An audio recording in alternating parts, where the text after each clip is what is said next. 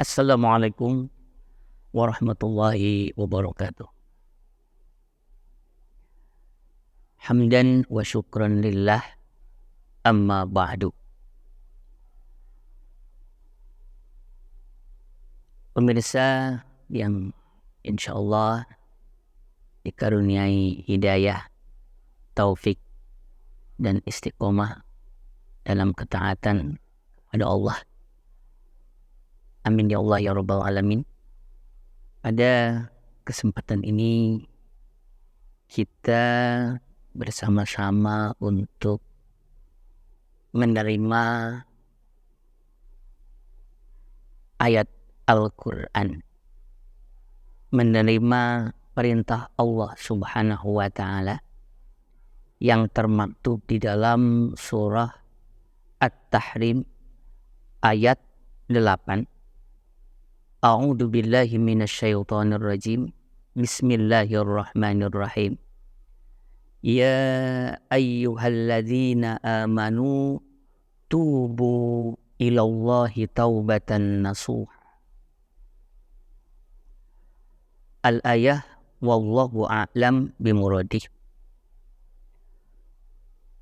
Yang artinya, ya ayyuhalladzina amanu, wahai orang-orang yang beriman, tubu ilallahi, bertaubatlah kalian kepada Allah taubatan nasuh, dengan taubat yang semurni-murninya.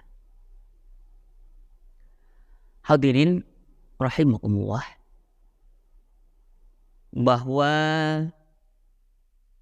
kita bertaubat merupakan kewajiban kita sebagai orang yang beriman. Imam Al-Qurtubi di dalam tafsirnya, di dalam kitab tafsirnya yaitu Tafsir Al-Qurtubi, menyampaikan bahwa perintah untuk bertaubat adalah kewajiban bagi setiap individu dalam setiap keadaan dan setiap waktu. Taubat itu wajib, kata Imam Al-Qurtubi. Wajib kepada setiap orang yang mengaku dirinya beriman, apapun situasinya, apapun kondisinya, tidak kenal waktu. Betapa kita setiap selesai sholat, kita dipandu, kita dibimbing untuk istighfar. Dan juga kita sering dinasehati di berbagai majelis taklim, di berbagai pengajian oleh guru-guru kita untuk sering-sering membaca istighfar dimanapun kita berada. Hal ini menunjukkan agar kita selalu dibimbing, agar hidup kita selalu dalam keadaan terbimbing, dalam situasi yang tetap terarah. Hidup kita tetap terarah. Ketika kita agak melenceng, misalnya niat kita yang semula lurus, kemudian kita lalai, kita lupa, kita menyimpang, agak menyimpang. Kemudian dengan bertaubat kita kembali lagi ke jalur yang sebagaimana mestinya. Niat kita kemudian juga mata kita di dalam melihat, lisan kita yang ketika berbicara, yang semula pembicaraan kita itu baik, lama-lama kok makin jauh dari kebenaran. Dengan bertaubat kita kembali lagi. Hati kita yang tanpa sadar, apalagi dengan bermain-main, dengan kehidupan dunia yang meninak bobokkan, jauh dari mengingat Allah, jauh dari menyebut asma Allah, kembali lagi. Ketika kita mencari nafkah, yang semula kita niatnya sudah bagus, prakteknya juga sudah bagus, akan tetapi karena banyaknya bisikan yang masuk ke telinga kanan dan masuk ke telinga kiri, bahkan tidak hanya masuk lewat telinga tapi lewat mata pun juga. Sehingga ketika mencari nafkah yang dilarang oleh Allah, mulai didekati atau mulai ditabrak, dilabrak. Dengan taubat kita kembali lagi, yang penting halal. Meskipun sedikit, yang penting halal. Sebab kalau sudah halal maka akan barokah. Dan insya Allah kita selalu diberikan kelapangan rezeki. Rezekinya banyak, halal lagi, barokah lagi. Bahwa dari taubat tersebut, kita mulai dari kita memperbaiki sholat, dari kita meningkatkan sholat kita, baik secara kualitas maupun secara kuantitas. Ketika di akhirat yang diperiksa pertama kali itu adalah sholat, hal itu menunjukkan betapa sholat itu memiliki kekuatan bertumpu kepada sholat, sehingga kita di dunia ini dimulainya dari sholat kita. Bagaimana sholat kita supaya lebih meningkat secara kualitas maupun secara kuantitas. Dan di Al-Quran selalu disampaikan ketika perintah sholat selalu bergandengan, sering bergandengan, banyak bergandengan dengan perintah menunaikan zakat. Sholat kita rajin, demikian juga sedekah kita juga harus rajin. Kita punya spirit untuk peduli. Kita harmonis dengan Allah dan juga harmonis dengan sesama manusia. Apa yang kita miliki? Harta kita infakkan. Tenaga kita berikan.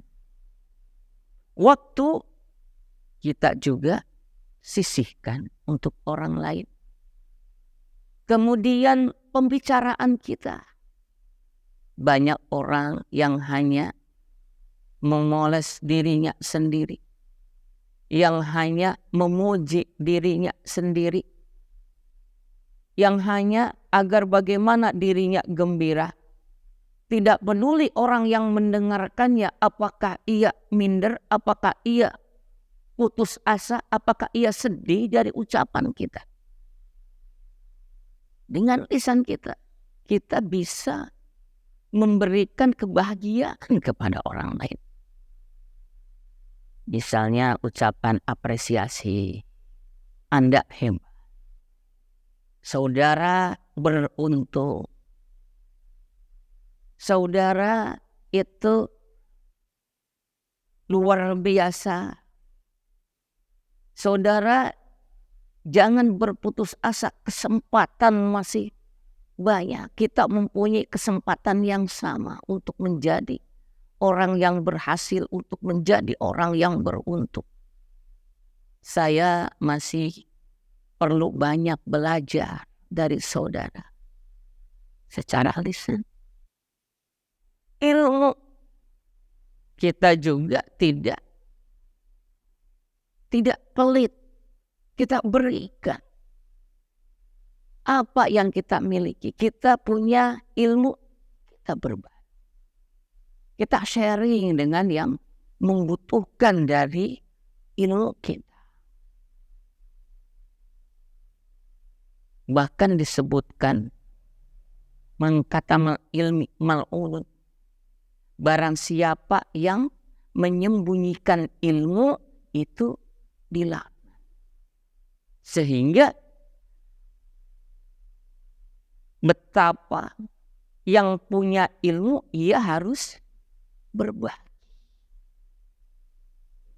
Sehingga tidak hanya dirinya yang punya ilmu, tetapi orang lain pun juga bisa memperoleh ilmu tersebut sehingga bisa memiliki ilmu. Kembali kepada bagaimana kita di dalam taubat, kita memulainya dari peningkatan sholat kita dan juga dengan peningkatan dari zakat kita, yang bermakna bahwa kita harus berbagi, mempunyai jiwa penolong, mempunyai sifat berderma, berbagi, peduli, empati, simpati. Sehingga terciptalah, terwujudlah harmonisasi dengan Allah dan harmonisasi dengan sesama manusia. Taubat.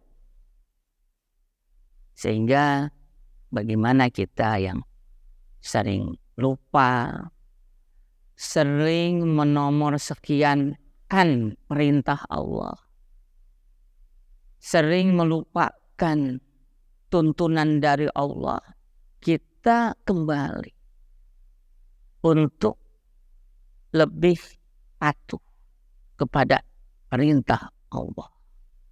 Ketika kita lupa, kita kembali lagi. Jangan ada istilah nanggung. Sehingga orang yang beriman itu dia tidak bablas. Ia tidak ketika menyimpang, ia tidak sesat. Akan tetapi ia selamat karena ia langsung kembali kepada Allah.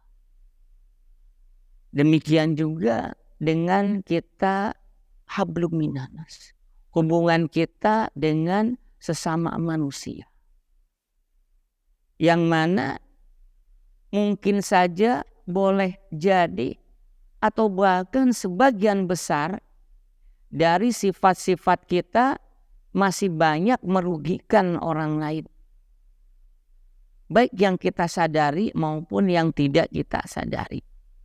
Sehingga kita tetap jangan pesimis, kita terus untuk belajar supaya mempotensikan diri kita, memaksimalkan apa yang ada dalam diri kita untuk kita memberi manfaat.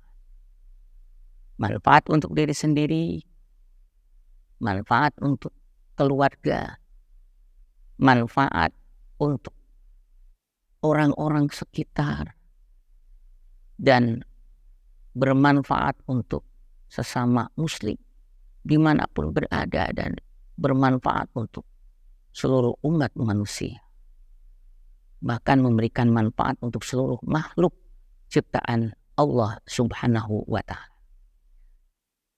Sehingga dari uraian hikmah pada kesempatan ini tentang taubat, bahwasanya hubungan kita dengan Allah bagaimana supaya lebih ditingkatkan dengan semakin kita disiplin melaksanakan perintahnya dan kita gigih menjauhi apa yang dia larang,